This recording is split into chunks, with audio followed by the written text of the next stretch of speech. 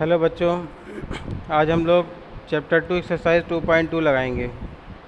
इसमें सवालों को लगाने के लिए कोई विशेष फार्मूला नहीं है। प्रश्न में जो दिया गया कंडीशन या शर्त होगी उसके हिसाब से हम लोग यहाँ पे सवाल को सॉल्व करेंगे। इसमें एक एक्स मान लिया जाएगा।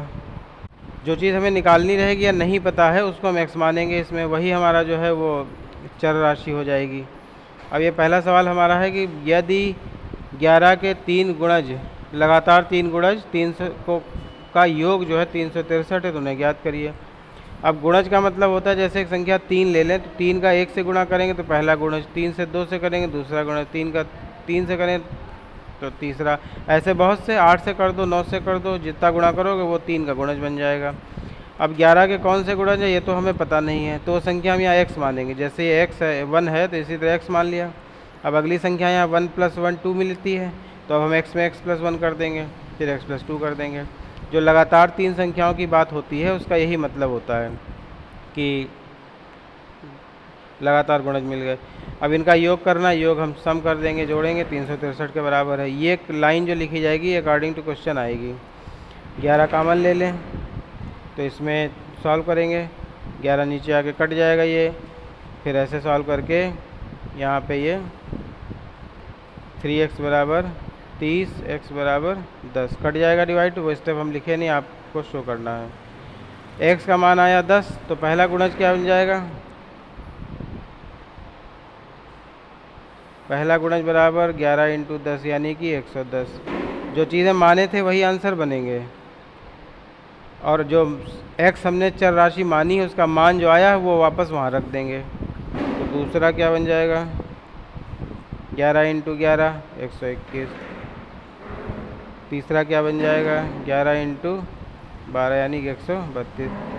ये तुम्हारा आंसर बन जाएगा।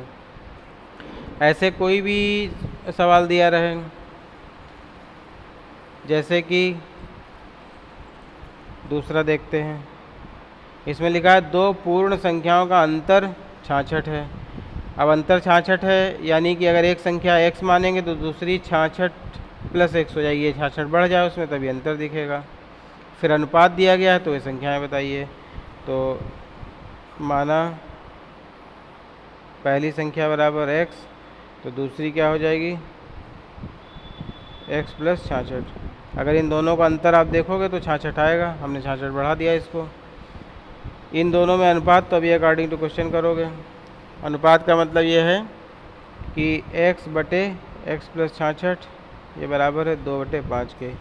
इसमें अनुपात जो 2:5 दिया गया है इसका मतलब 2/5 होता है, ये भिन्न होती है अनुपात। जो लिखा जाता है उसको इस तरह भी लिख सकते हैं, तो हमने इसको ऐसे लिख दिया। इसको जब भाग दोगे तो यही आएगा 2/5। इसको क्रॉस मल्टीप्लाई करके सॉल्व करो, यहाँ आ जाएगा 5x, इसका यहाँ मल्टीप्लाई होगा 2x + 66 × 132। फिर इधर माइनस कर दो, 5x - 2x = 132, 3x = 132, x = 3 × 12, 3 × 12 44। अब एक संख्या 44 आ गई, तो फर्स्ट नंबर क्या हो गई? 44। सेकंड नंबर हमारी क्या हो जाएगी? 44 + 66, 6 4 10, 6 4 10 11, यानी ये 44 और 11 ये तुम्हारे आंसर बन जाएंगे। इसी प्रकार से सवाल में जो भी दिया रहे, जैसे एक 5वां सवाल देख लेते हैं। एक आयत की लंबाई उसकी चौड़ाई से 4 अधिक है, यानी जितनी भी चौड़ाई होगी, तो चौड़ाई मालूम नहीं है तो x मान लें। तो लंबाई कितनी हो जाएगी? x + 4। 4 अधिक बोल रहा है, अधिक का मतलब बढ़ेगा, और यही अगर 4 गुना होता तो गुणा 4 हो जाता। तो ये अधिक है तो बढ़ा दिया उसको। उसका परिमाप 16 है, परिमाप 16 दिया गया है। अच्छा, परिमाप का फार्मूला लगा दो। परिमाप का फार्मूला होता है 2l + b, ये मालूम होगा सबको। अब ये फार्मूला पता होना चाहिए।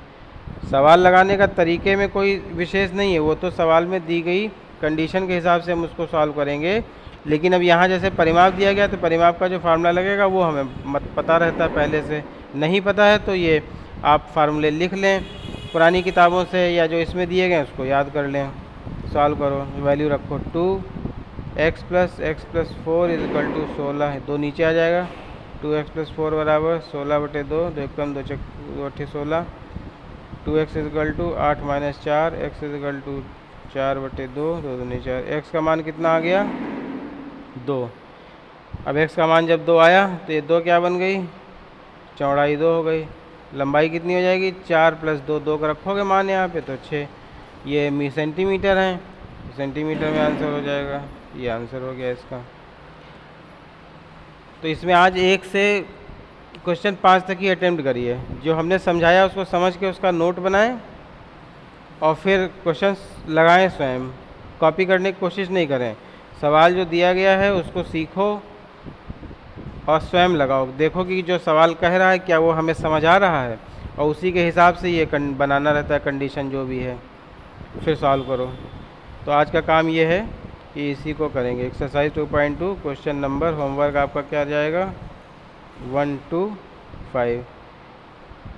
कल मैंने एक्सप्लेनेशन इसमें 2.4 का सेंड कर दिया था, तो 2 पेजेस बाय द वे साथ में ओपन हो गए होंगे, तो 2.4 आ गया था। तो वो बाद में कर लेंगे उसके, लेकिन कंटिन्यूएशन में 2.2 आएगी, फिर 3 आएगी, तो हम लोग इसको इस प्रकार से लगाएंगे। और इसमें सवाल समझना है और लगाएंगे, फिर उसको आप लोग प्रैक्टिस करिए। डाउट्स रहेगा तो फिर आप पूछ सकते हैं मुझसे। Thank you.